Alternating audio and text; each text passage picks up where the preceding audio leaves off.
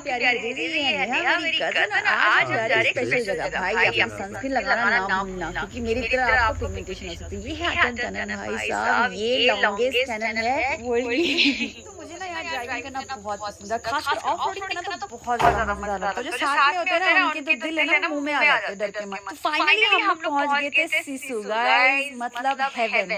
आप लोगों में से बहुत सारे लोगों को पता होगा कि ये जगह कहाँ पे है। अटल टनल के बाहर जाके लाहौल स्पीति के टच में आता है। ये भाई इतनी सुंदर जगह है और यहाँ पे इतनी तेज हवाएं चलती है, मुझे तो बस लग रहा था कि मैं उड़ ही ना जाऊं। इतना सुंदर नजारा। चलो हम तो यहीं पे रहते हैं। मैं चाहती हूँ कि आप लोग भी आना चाहिए यार गर्मी का मौसम। अब हम जा रहे थे, मुझे तो वहाँ पे गोलगप्पे वाला दिखा, मैं गोलगप्पे वाले की तरफ भागी और मैंने अपने गोलगप्पे खाए भाई, बहुत ज्यादा यम्मी थे।